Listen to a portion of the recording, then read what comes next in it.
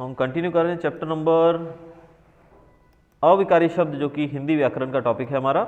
उसके भेद जो थे, अव्यय के भेद हम लोगों ने कल शुरू किए थे। फर्स्ट वीडियो में हमने पढ़ा है काफ़ी इसके बारे में। तो आज दूसरे वीडियो में हम पढ़ेंगे संबंध बोधक के बारे में, जिसको इंग्लिश में हम प्रेपोजिशन भी कहते हैं। प्रेपोजिशन यानी कि संबंध बोधक। संबंध बोधक, संबंध बोधक का अर्थ क्या होता है? संबंध बोधक यानी कि संबंध बताने वाला, यानी कि एक चीज़ का दूसरे से क्या संबंध है ये हमें पता लगता है संबंध बोधक के द्वारा ही।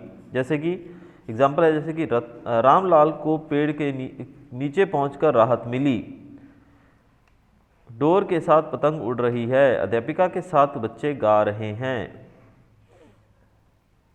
वरुण के पास मेरा पेन है। अब इन सब वाक्यों के अंदर आप जो रेखांकित यानी कि जो अंडरलाइन किए गए वर्ड्स हैं उनको देखेंगे तो ये बताते हैं कि संबंध क्या है, यानी कि इन दोनों शब्दों का दूसरे यानी कि पास के साथ बाकी शब्दों का क्या संबंध है। जैसे कि आप देखिए, वरुण के पास मेरा पेन है। अब अगर यहाँ से हम पास हटा दें, वरुण के पास ये हटा दें, तो वरुण मेरा पेन है, वरुण मेरा पेन है, तो सेंटेंस हमारा रॉन्ग हो जाएगा। तो इसके लिए हमें पता लगता है कि वरुण और पेन में क्या संबंध है, कि वरुण के पास मेरा, यानी कि वरुण, मेरा और पेन, इन तीनों में क्या संबंध है कि वरुण के पास मेरा क्या है, पेन है। तो हम कह सकते हैं कि वाक्यों में दो संज्ञाओं और सर्वनामों के बीच संबंध बताने वाले अव्यय शब्दों को संबंध बोधक कहते हैं। तो ऐसे शब्द जो वाक्य के अंदर जो संज्ञाएं हैं या सर्वनाम है, उनके बीच में जो हमें संबंध बताते हैं उनको हम संबंध बोधक कहते हैं। अधिकांश रूप से संबंध बोधक के से शुरू होते हैं, यानी कि ज़्यादातर ये के से शुरू होते हैं या फिर से शुरू होते हैं, क्योंकि इसी से हमें संबंध पता लगता है। अब संबंध बोधक के शब्द जैसे कि के बाद, के साथ, के नीचे, के पीछे एटसेट्रा, ये भगत सिंह ने देश के लिए प्राण त्याग दिए।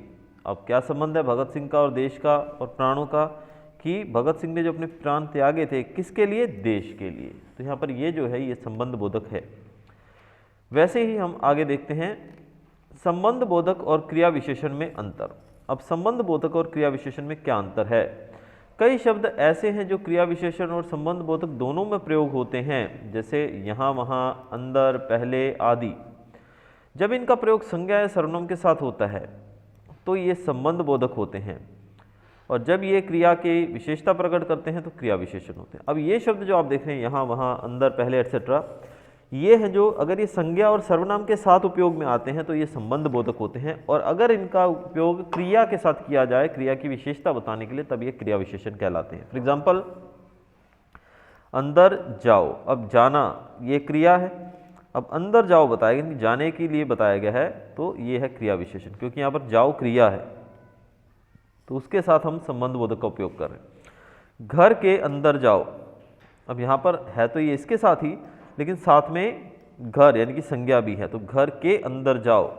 अगर हम ये हटा देते हैं यहाँ से तो घर जाओ, तो ये हमें संबंध बताता है भी घर और जाओ में क्या संबंध है, कि घर के अंदर जाने के लिए कहा जा रहा है, तो यहाँ पर संबंध बोधक रहेगा। मोहन यहाँ रहता है, अब यहाँ पर आप देख रहे हैं कि क्रिया है, मोहन यहाँ रहता है, तो जो क्रिया यहाँ पर रहना एक क्रिया है। अब बताया जा रहा है कि मोहन जो है यहाँ रहता है, रहने वाले स्थान के बारे में बताएगी कि यहाँ वो रहता है, तो एक क्रिया की विशेषता बता रहा है कि ये जो जगह है इसकी विशेषता ये है कि यहाँ पर मोहन रहता है, तो एक क्रिया विशेषण है। वैसे ही मैं अपनी चाची के यहाँ रहता हूँ, अब यहाँ पर मैं, चाची, इनके बीच में क्या संबंध है, उनके घर के बीच में, कि ये जो व्यक्ति है या मैं हूँ, मैं वहाँ रहता हूँ, तो ये संबंध बता रहा है। आगे टॉपिक है हमारा समुच्चय बोधक योजक शब्द, या फिर जिनको हम इंग्लिश में कंजक्शन भी कहते हैं, समुच्चय बोधक या फिर योजक शब्द। बाबा बूढ़े हो गए, बाबा धीरे धीरे चलते हैं, बाबा धीरे चलते हैं क्योंकि वे बूढ़े हो गए हैं। नरेंद्र स्टेशन पहुंच गया, नरेंद्र गाड़ी नहीं पकड़ सका, नरेंद्र स्टेशन पहुंचा परंतु गाड़ी नहीं पकड़ सका। आप इन दोनों के अंदर आप देखेंगे तो हमने जो सेंटेंस नंबर 1 लिखा है और सेंटेंस नंबर 2 लिखा है, इन दोनों को हम जोड़कर एक साथ भी लिख सकते हैं कि बाबा बूढ़े हो गए हैं, बाबा धीरे धीरे चलते हैं। तो हम लिख सकते हैं कि बाबा धीरे चलते हैं क्योंकि वे बूढ़े हो गए, या फिर हम लिख सकते हैं बाबा बूढ़े हो गए हैं इसलिए वे धीरे चलते हैं। नरेंद्र स्टेशन पहुंच गया लेकिन गाड़ी नहीं पकड़ सका, तो हम लिख सकते हैं नरेंद्र स्टेशन पहुंचा लेकिन गाड़ी नहीं पकड़ सका। अब यहाँ पर क्योंकि, परंतु, और ये शब्द जो हैं, ये सब शब्द दो सेंटेंसेस को जोड़ने का काम कर रहे हैं, तो हम कह सकते हैं कि ये समुच्चय बोधक शब्द हैं। जो शब्द दो शब्दों, वाक्यांशों या वाक्यों को जोड़ने का कार्य करते हैं, यानी कि ऐसे शब्द जो दो वाक्यों को या फिर दो शब्दों को जोड़ने का काम करते हैं, उनको हम समुच्चय बोधक कहते हैं। यहां पर आपके सामने एग्जाम्पल्स फिर से आ गए। समुच्चय बोधक अवयव वाक्यों में निम्नलिखित कार्य करते हैं। अब इनके काम क्या होते हैं समुच्चय बोधक अवयव शब्दों के, यानी कि कंजक्शंस के कार्य क्या होते हैं? ये दो शब्दों, वाक्यांशों और वाक्यों को जोड़ने का काम करते हैं। इन्हें हम संयोजक कह सकते हैं, यानी कि इनको संयोजक भी कहा जा सकता है क्योंकि दो को जोड़ने का काम करते हैं। मक्खी और मच्छर भिन्न भिन्न कर रहे हैं। मक्खी और मच्छर, तो इन दोनों को जोड़ा गया, देखिए मक्खी और मच्छर। वैसे ही कपिल एवं सोनाली, रमा तथा मोहन, यानी कि इन दोनों को जोड़ने का काम कर रहे हैं ये बीच में जो शब्द हैं, तो इनको हम समुच्चय बोधक कहेंगे और ये संयोजक भी कहला सकते हैं। वैसे ही दो वाक्यों में विरोध प्रदर्शित करना तथा कारण और परिणाम बताना, यानी कि विरोध प्रदर्शित करना, दोनों के बीच में ऑपोजिशन, यानी कि विरोध बताना और कारण बताना, तो इसके लिए हम विभाजक समुच्चय बोधक का प्रयोग करते हैं। क्या कहा जाता है इनको? विभाजक समुच्चय बोधक, यानी कि ये भी इसी का पार्ट है जिसको हम अगर विरोध प्रदर्शित करने के लिए या फिर कारण बताने के लिए यूज करते हैं, तो इनको हम देख सकते हैं कि ये है शब्द तो वही है समुच्चय बोधक, लेकिन इनको विभाजन करने के लिए भी यूज करते हैं। तो ये इसके कार्य बताए गए कि कहाँ कहाँ इसका यूज होता है। तो जैसे कि हम निकले जल्दी किंतु देर से पहुंचे, यानी कि जल्दी और देर, देखिए दोनों का ऑपोजिशन है एक दूसरे का, एक अपोजिट वर्ड्स हो गए। देखिए सूरज उग चुका है परंतु तुम उठे नहीं, सूरज उग चुका है परंतु तुम उठे नहीं, यानी कि यहाँ पर परिणाम बताया जा रहा है कि रिजल्ट, कि सूरज तो उग चुका है लेकिन फिर भी तुम उठे नहीं हो। मैं प्रथम आई इसलिए मम्मी ने शाबाशी दी, मैं प्रथम आई इसलिए मम्मी ने शाबाशी दी। क्यों शाबाशी दी? रिजल्ट क्या था? रिजल्ट ये कि मैं फर्स्ट आई इसलिए मम्मी ने मुझे शाबाशी दी। मीठी वाणी में बोलो ताकि बुरा ना लगे, मीठी वाणी में बोलो ताकि बुरा ना लगे, यानी कि मीठी वाणी में बोलने से क्या होगा? बुरा नहीं लगेगा, रिजल्ट। तीसरा, दो शब्दों, वाक्यांशों तथा वाक्यों में विकल्प बताना, इसे हम विकल्प सूचक समुच्चय बोधक कह सकते हैं। यानी कि हम देख सकते हैं यहाँ पर जो समुच्चय बोधक शब्द है इनके अलग अलग प्रकार से यूजेज बताए गए हैं। तो जब दो शब्दों या वाक्यांशों में विकल्प बताना हो, यानी कि ऑप्शन बताना हो, चॉइस बतानी हो, तो दूध पियोगे या कॉफी, अब दूध और कॉफी में चॉइस बताई गई है। मेहनत करो अन्यथा अनुत्तीर्ण हो जाओगे, यानी कि मेहनत करो वरना, यानी कि ऑप्शन जैसे ही होगे ना कि या तो आप मेहनत करो, नहीं करोगे तो लुढ़क जाओगे।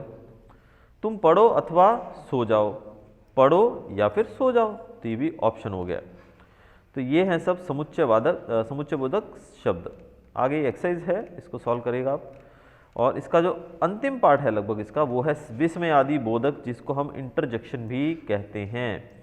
विस्मय आदि बोधक यानी कि इंटरजेक्शन। ओह खून बह रहा है, आहा बारिश हो रही है। अब यहाँ पर ओह, आहा, ये शब्द जो हैं ये शोक और हर्ष, देखिए यहाँ पर खून बह रहा है, अभी किसी का खून बह रहा है तो हम खुश तो होंगे नहीं, हम बोलेंगे ओह खून बह रहा है। तो यहाँ पर ये शब्द जो है, और इधर हम खुशी जाहिर कर रहे हैं, ओहो आहा बारिश हो रही है, बहुत अच्छा लग रहा है बारिश हो रही है। तो ये दोनों शब्द जो हैं ये खुशी और दुख को व्यक्त कर रहे हैं। तो ऐसे शब्द जिनसे हम दुख या फिर खुशी या अपनी भावनाओं को प्रकट करें, उनको विस्मय आदि बोधक शब्द कहते हैं। तो हम कह सकते हैं कि शब्द जो हर्ष, भय, शोक, आश्चर्य, घृणा, लज्जा आदि को प्रकट करे, उन्हें विस्मय आदि बोधक कहते हैं। जैसे कि आप किसी अच्छी चीज़ को देख लें तो उसको देख के आपको बड़ा ही अच्छा लगेगा, बहुत ही खुश होगे, तो वहाँ पर आपको बहुत ही ज़्यादा खुशी के मारे आपके शब्द निकलेंगे। जैसे आपको बहुत ही ज़्यादा एग्जाम में जैसे आपकी एक्सपेक्टेशन नहीं थी कि 50 में से 50 आएंगे, लेकिन आ जाएं, तो आप कैसे चिल्लाओगे, यानी कि जो पहला जो आप रिएक्शन दोगे अपनी खुशी को प्रकट करने के लिए, जैसे कि वाह, किसी सुंदर चीज़ को देखते हैं हम तो बोलते वाह कितना प्यारा फूल है। वहीं सांप देख लिया तो क्या करें, अरे मुंह से ऐसे निकलेगा। तो ये शब्द जो हैं ये सब हमें विस्मय प्रकट करने का ये काम करते हैं, इसीलिए हम इनको विस्मयादि बोधक शब्द भी कहते हैं। तो ये हमने पढ़ा अवयव के बारे में और उसके प्रकारों के बारे में।